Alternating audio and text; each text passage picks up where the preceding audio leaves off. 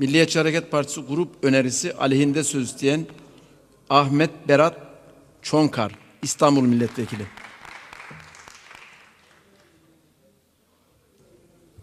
Sayın Başkan, değerli milletvekilleri, Milliyetçi Hareket Partisi'nin son günlerde Irak Türkleri ve Doğu Türkistan Türklerine karşı artan saldırıların araştırılarak gereken tedbirlerin alınması konusunda verdiği araştırma önergesi aleyhinde söz almış bulunuyorum.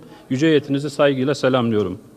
Sözlerime başlarken dünyanın çeşitli yerlerinde gerçekleşen saldırılarda hayatını kaybeden soydaşlarımıza ve son olarak geçtiğimiz günlerde Irak'ta düzenlenen bir intihar saldırısında hayatını kaybeden Irak Türkmen Cephesi Başkan Yardımcısı Ali Haşim Muhtaroğlu ve Selahaddin Vali Yardımcısı Ahmet Koca'yı rahmetle anıyor, başsağlığı dileklerimizi iletiyorum. Sayın Başkan, değerli milletvekilleri, uluslararası camianın saygın bir üyesi olarak Birleşmiş Milletler ilkelerine ve bu camianın normlarına uymakla yükümlü olan Türkiye'nin dış politikasının temel taşlarını diğer ülkelerin bağımsızlığına, egemenlik ve toprak bütünlüğüne saygı gösterilmesi ve iç işlerine karışılmaması ilkeleri teşkil etmektedir.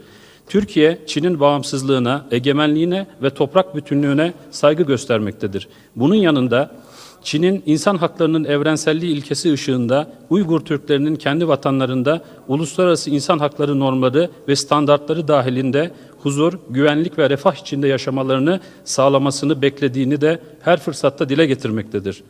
Ülkemizin bölgeye verdiği önemin en önemli tezahürü en üst düzeyde yapılan ziyaretlerdir. Sincan Uygur Özerk Bölgesi'ne Cumhurbaşkanı düzeyinde ilk ziyaret 2009, Dışişleri Bakanı düzeyinde ilk ziyaret 2010 yıllarında gerçekleştirilmiştir. Sayın Başbakanımız 8-11 Nisan 2012 tarihlerinde Çin'e yaptığı ziyaret sırasında Pekin ve Şangay'ın yanı sıra Urumçi'yi de ziyaret etmiştir. Bu tarihte Türkiye'den Başbakan düzeyinde yapılan ilk ziyarettir. Sayın Başkan, değerli milletvekilleri, Türkiye, Uygurların kaderi, geleceği ve yaşam koşullarıyla yakından ilgilenmekte ve Uygurları Çin Halk Cumhuriyeti ile arasında bir dostluk köprüsü olarak görmektedir. Bu kapsamda Uygurların kendi kültürlerini ve kimliklerini koruyarak Han kökenli Çin Halk Cumhuriyeti vatandaşlarıyla eşit koşullarda yaşamalarına büyük önem atfetmektedir. Bu anlayışla Uygurların yaşam düzeyinin yükseltilmesine atfettiğimiz önem çerçevesinde ve Çin makamlarıyla işbirliği halinde bu bölgenin kalkınmasına katkıda bulunma çalışmalarımızı sürdürmekteyiz.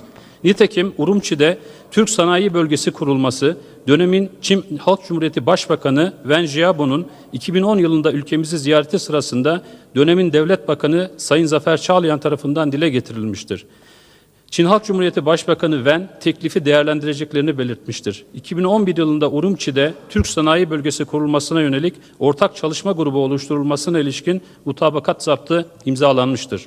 Sayın Başbakanımızın 8-12 Nisan 2012 tarihlerinde Çin Halk Cumhuriyeti ziyareti sırasında Sincan Ekonomik ve Teknolojik Kalkınma Bölgesi'ne muhtelif teşviklerle yatırım yapılması için davet alınmış, Türk firmalarının bölgeye yatırım yapması yönündeki Çin Halk Cumhuriyeti beklentisi görüşmelerde dile getirilmiştir. Sayın Başbakanımız iş adamlarımızı bölgede yatırım yapmaya teşvik edeceğini belirtmiştir ve bu teşviklerine devam etmektedir.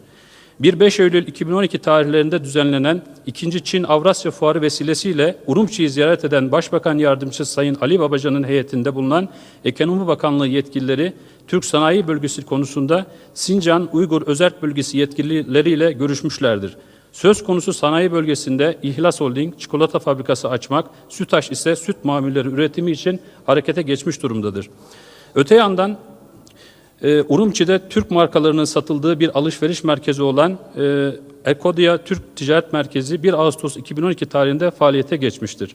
Çin Halk Cumhuriyeti'nin en güçlü havayolu şirketlerinden olan ve 2010 istatistiklerine göre dünyada 6. sırada bulunan devlete ait China Southern Airlines haftada 3 defa olmak üzere Pekin, Urumçi, İstanbul seferlerine 22 Kasım 2011 tarihinde başlamıştır. İstanbul-Urumçi güzergahına sefer planı gerekli izinlerin temin edilmesi halinde ve filo imkanları çerçevesinde Türk Hava Yolları'nın da gündeminde yer almaktadır. Sayın Başkan, değerli milletvekilleri, Irak Türkmenleri Türkiye, Irak ve Suriye sınırından başlayarak Irak'ın güneydoğusuna doğru uzanan ve Türkmeneli bölgesi olarak adlandırılan bir şerit içerisinde dağınık olarak yaşamaktadır. Türkmen nüfusunun yoğun olarak bulunduğu 5 vilayet Musul, Erbil, Kerkük, Diyala ve Selahaddin'dir. Türkmenlerin Irak'taki nüfusu kesin olarak bilinmemekle birlikte çeşitli kaynaklara göre 800 bin ile 2 milyon arasında olduğu tahmin edilmektedir.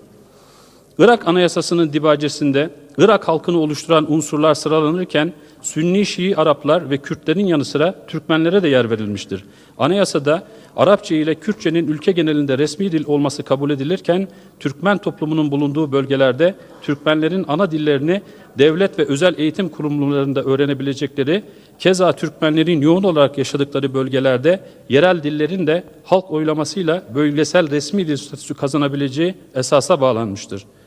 Anayasanın 125. maddesinde de yerel yönetimlerde Türkmenler, Asuriler ve diğer grupların idari, siyasi ve kültürel ve eğitime ilişkin hakları temin altına alınmakta ve bu hususlara ilişkin düzenlemelerin yasayla yapılacağına hükmedilmektedir. 2003 sonrası dönemde Irak genelinde birçok Türkmen siyasi partisi kurulmuştur. Halihazırda sayıları 20 civarındadır. Sayın Başkan, değerli milletvekilleri, aidiyeti ihtilaflı bölgelerin durumu, özellikle de Kerkük'ün statüsü ve bu vilayette uzunca bir süredir gerçekleştirilemeyen yerel seçimler, 2014'te yapılması öngörülen genel seçimler, İKB merkezi hükümet ilişkileri ve güvenlik Türkmenleri öncelikle ilgilendiren hususlardır. Kendine özgü koşulları nedeniyle Kerkük'e ilişkin tüm meselelerde kararların vilayetteki 3 unsurun Türkmen, Kürt ve Arap uzlaşısıyla alınması Türkmenler açısından hayati önem taşımaktadır.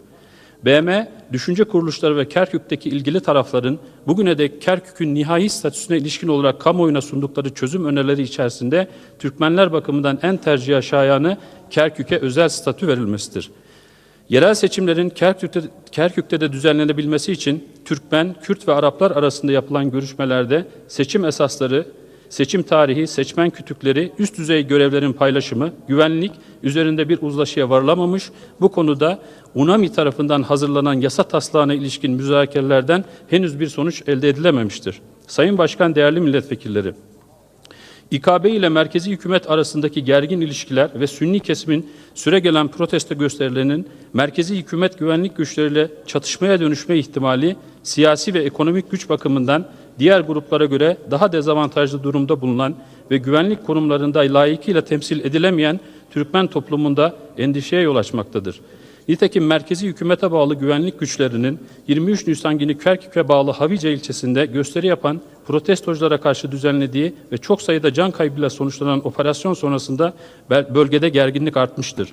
Öte yandan Irak'ta son dönemde gerçekleştirilen terör saldırılarında ülkenin etnik ve mezhepsel bakımdan karma nüfuslu şehirlerinin hedef alınması ve bu şehirlerin yoğun Türkmen nüfus barındırması Türkmenlerin endişelerini arttıran bir diğer unsuru oluşturmaktadır. Son olarak Selahaddin vilayetinin nüfusunun çoğunluğu Türkmen olan Tuzurmatı ilçesindeki Türkmenler, ilçede 23 Haziran 2013 tarihinde meydana gelen terör olaylarını protesto etmek amacıyla Bağdat-Kerkük yolunu ulaşıma kapatmışlar.